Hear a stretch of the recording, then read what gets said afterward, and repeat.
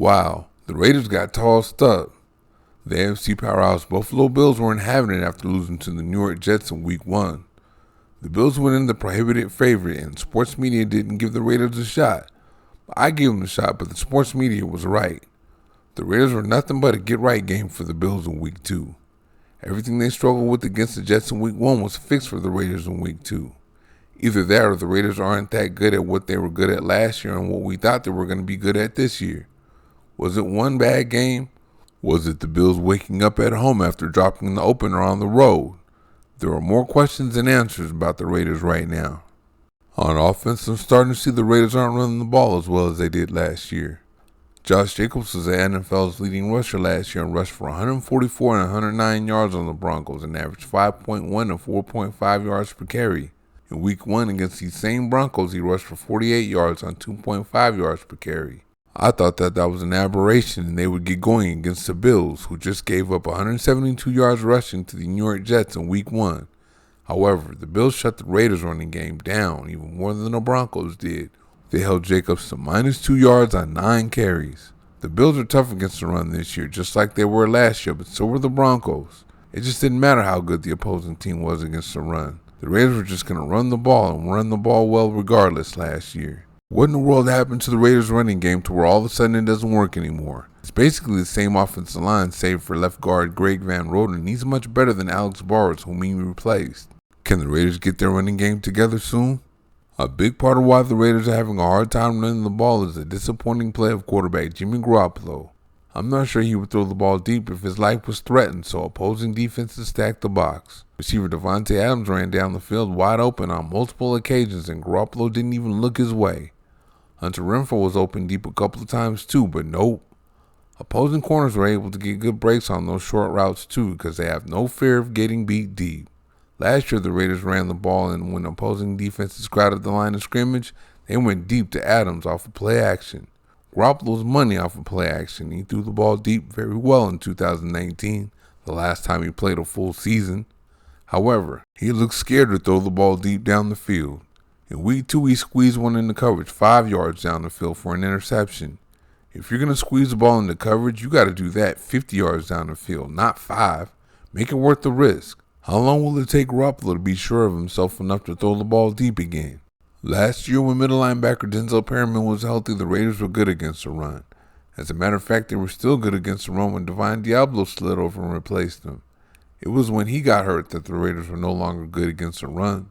Diablo is much improved, and Robert Spillane is just like Perryman, so the Raiders should be good against the run this year, right? Well, so far the Raiders have given up 94 yards on 4.3 yards per carry to the Broncos and 183 yards on 5.2 yards per carry to the Bills. The Bills did everything to the Raiders I thought the Raiders would do to the Bills running the ball in Week 2. What happened to the Raiders' run defense? Jonathan Hankins was a good run-stuffing nose tackle for the Raiders for a few years, and Andrew Billings was good last year, but neither one of them are with the team now. John Jenkins is the guy holding the position down now, and he hasn't been a good anchor against the run so far. He's been better at rushing the passer. 2021 was the last time he was any good against the run. Can the Raiders get him back to that after his slow start, or is this what he is? The early returns on 2023 first-round edge rusher Tyree Wilson aren't very good. I thought he would ball immediately at first because he was clear for football activity this spring. However, the new regime said they'd take it slow with him. He must have been rehabbing overtime to make sure the muscles in his foot were good and strong this offseason in the first part of training camp. He wasn't in any kind of shape at all in Week 1. He labored out there. That's to be expected when he goes up into that thin mile-high air while he's out of shape. Wilson looked better in Week 2, but not a whole lot better. I think the plan was to play Chandler Jones early on this season, then ease Wilson in, but Jones is kicking the dramatics right now. That's all I'm going to say about that. Where does Wilson go from here? He's going to have to play his way into shape. How long do you think it'll take him to do that? He also has to develop a toolbox. How long will that take? I know he has 3 years to become that guy, but will the Raiders get a chance to see what Wilson really is before the season's over? Edge rusher Max Crosby needs help. We'll see if he gets it from Wilson or Malcolm Kuntz on the edges anytime soon, but what about the interior? When the Raiders traded for interior defensive lineman Jerry Tillery last year, their pass rush instantly improved. When Bilal Nichols was the 3-tech last year, there was no pass rush. However, he's the starter this year at the 3 technique. I think the Raiders need to do something about that. Is Tillery having the impact on the Raider pass rush so far that he had last year? Not really, but he's a lot better than Nichols. He actually has a sack this year. Okay, it might have been a coverage sack, but when the coverage is good for Nichols, he still can't get there.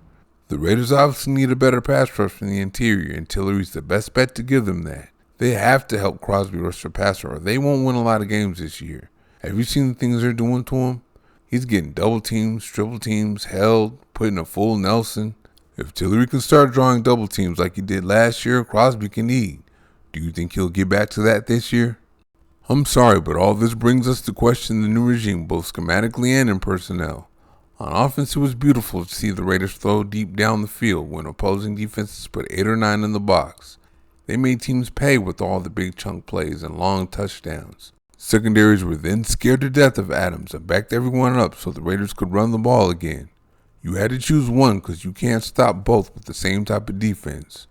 You could stop the run and the short pass with it though, so head coach Josh McDaniels needs to call more shot plays and get Garoppolo to actually throw it deep. As for the defense, many are blaming defense coordinator Patrick Graham, but I don't think the calls are his fault. There are no good calls when you can't stop the run or rush the passer. We have to get to the bottom of who made the personnel choices. Who was behind getting rid of Hankins and Billings and bringing in Jenkins? The defensive coordinator decides who starts, so the blame for Nichols starting over Tillery definitely goes on Graham. Will Graham make the necessary changes to his defense before it's too late? Garoppolo needs to sharpen back up and see Adams open down the field. Defenses can load the box with no fear of the deep ball and make it hard on Jacobs. Will the Raiders take shots and make that better? Corners can also make it hard on Adams, knowing he can't beat them deep because Garoppolo won't throw it. He'd rather squeeze it into coverage for 5 yards than 50. He's already thrown 3 interceptions doing it that way, so will he look downfield now? The Raiders need John Jenkins to be a space-eating run stuffer too. Will that happen? And will Tillery take Nichols' place at the 3 technique? This team has more questions than answers after week 2. Thank you for watching.